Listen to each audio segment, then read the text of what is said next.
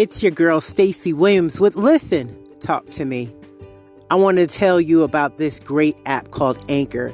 If you are in the market for a creative way to get your voice heard, to share the wealth of knowledge that you have experienced in your lifetime, well, I would tell you to start your very own podcast. Why not? You too have something to contribute in this lifetime. Why don't you do it with using Anchor? It's the easiest way to make your podcast. Let me explain. Very important. First and foremost, it's free. Yes, y'all, it is free. It's not going to cost you a dime. And you don't even have to worry about where am I going to get the equipment in order to start my podcast.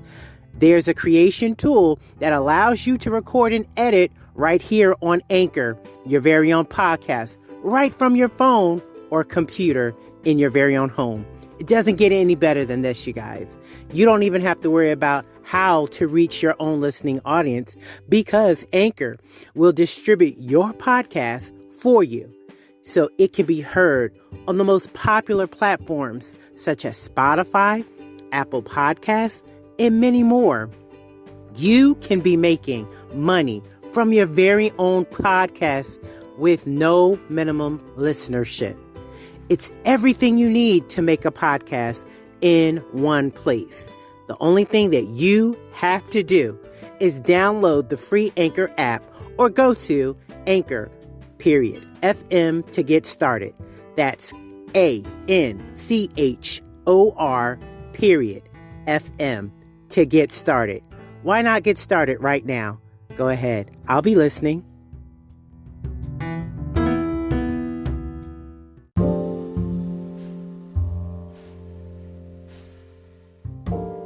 Hello. Hello. I'm in. You got it. Yeah, I got it. Great. All right. All right. I won't even waste any more time. I'm going to get right to it. I would Okay. like to introduce everyone to my godfather, to a God-fearing man, to an awesome man who cares about many people and tries to do the best that he can, none other than the Bernard Box. Thank you. Thank you for the introduction. Who's he talking about? I don't know, but okay.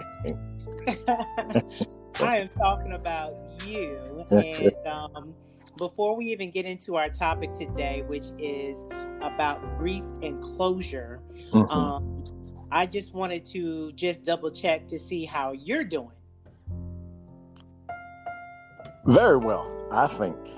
But that's my own assessment there. Right?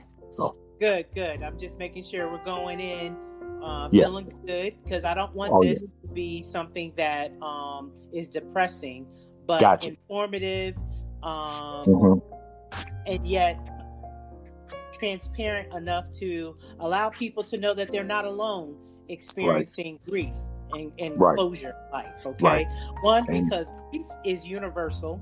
Two, because grief is, as much as it is universal, it is very personal. Grief doesn't follow a timeline or a schedule. It's different for everyone. So, Brother Bots, I call him Brother Bots. I call him Deacon. He used to have a lot of titles. Right. But I'm going to call you Brother Bots. Yeah, it's good. What is your definition of grief? Because the dictionary would call it deep sorrow, especially that caused by someone's death. But how would you define grief? I like the dictionary version of it, but I know there's varying degrees of the grief. I've talked to Jewish friends who, still grieving 10 years later a loss, and that again would be based on their background in, belief and religion belief and things like that. So I had the grief training through the being a Christian, and I've been to the Christian grief things, but until it hits you, man, right, then it's a totally different ballgame.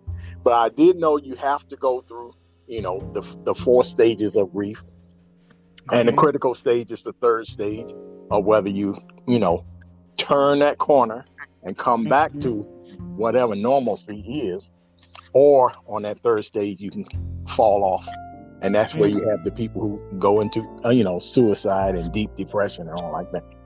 And by the grace of God, I was able to turn that corner and come back to somewhat normalcy, or what we call normalcy. And I was on just last week, I was on a mental health symposium that we were doing through the church, and the author gave 10 characteristics of a person who need in mental stress and don't know it, and need it. And 7 out of those 10 characteristics I experienced during my grief period.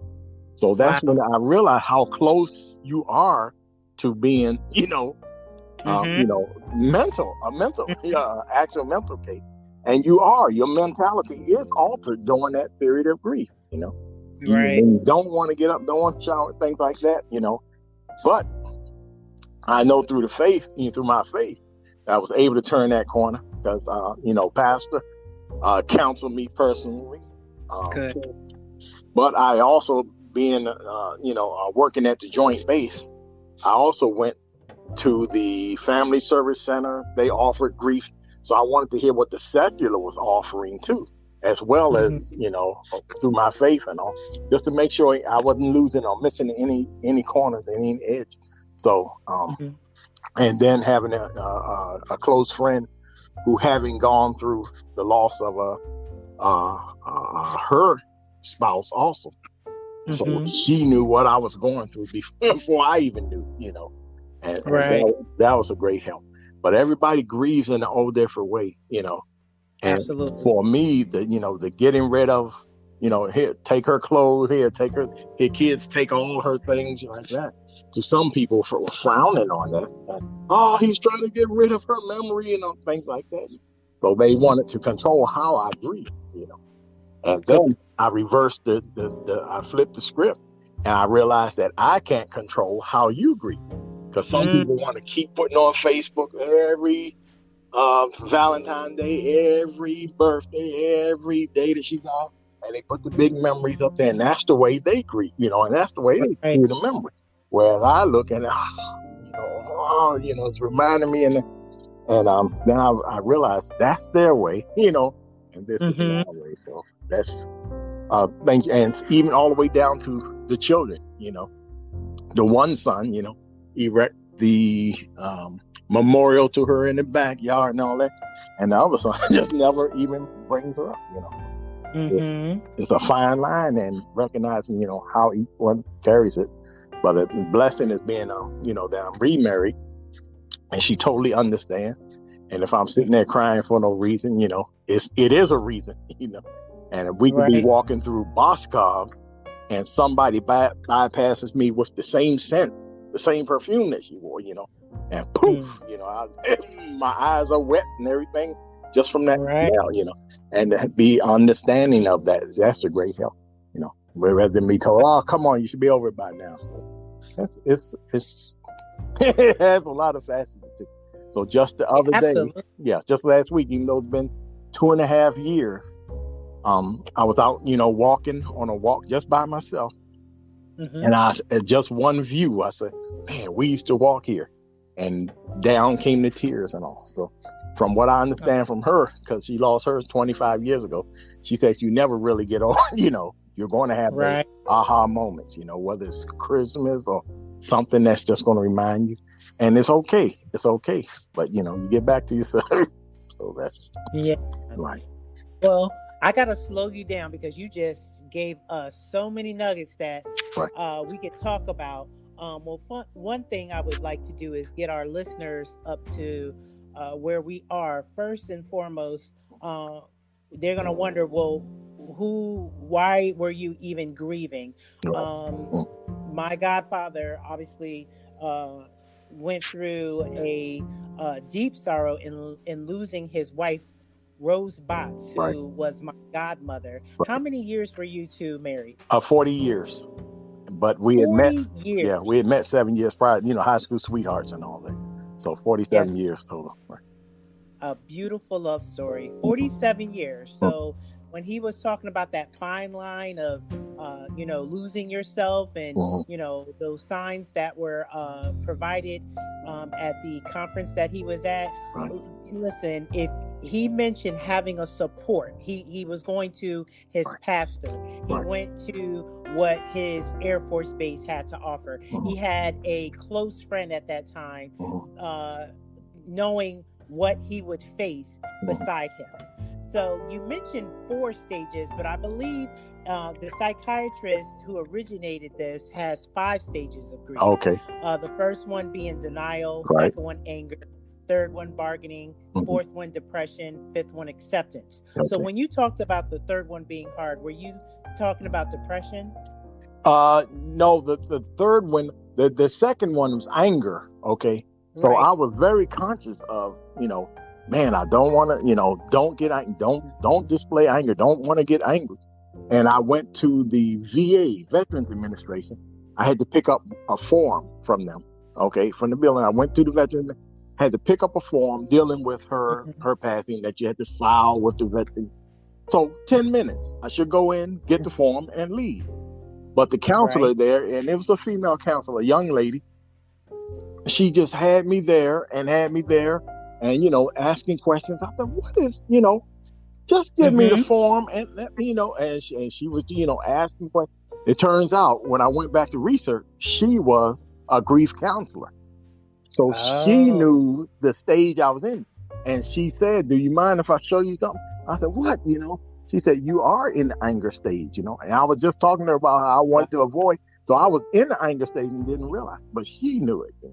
So all the while, it was just crazy, So the anger is, yeah. So you do, the phases you're going to go, you just got to go. It's got to run its course as far as I'm concerned. Right. So with hearing those 5 stages, would you say you went through all 5, the denial, anger, bargaining, depression, acceptance? I don't remember denying, that. Okay. So it varies for people. Right. Gotcha. Right. So just so that our listeners can understand, you don't have to necessarily go through all 5 stages, but you may, hit 2 or 3, whatever you experience will not be exactly like someone else's experience. Grief is very personal. It as much as it's universal, it is very personal to each being. I do know that grief does not have to just be experienced in the loss of someone's death. It could be through a divorce. It could be through what is basically life-altering to you. It could be a loss of a job. Right. So grief is not just experienced in losing a loved one. It can be experienced in a life-changing experience. Exactly. And it's different for all of us. Right. So another thing that my godfather did share with us, and I want to let him know how thankful I am of how forthcoming he was of this process of what we could call closure. I remember when he talked about insurance. Right. And how you made mention that you need to have insurance for at least 2 years active before you're diagnosed. Yeah, this is set with terminal illness. Yeah, this was set not just cancer, but it was set by the insurance agency that once you purchase life insurance, that they have a right, if that person expires within the 2-year period since you purchased, that they have a right to investigate, to find out if you, in fact, had this condition, then went out and bought the insurance. You see what I'm saying? Okay. So, yeah, they have a right to hold up. Normally, if you have life insurance, once the person expires, you go to set the funeral arrangements. The funeral director can call the insurance company right there and do all the work himself. Hey, this lady expired now. So when we did that, the funeral director called and they told her, well, no, we're not paying out right now, because she was within that 2-year period. We have the right to investigate to find out, what kind of background, what the thing like that. And through their investigation, they found out, she developed this cancer, and within 3 months later, she was gone. So when she did sign up, she was perfectly healthy. And they could tell by the records, the only pill she was on, one pill, Azar or something like that, has nothing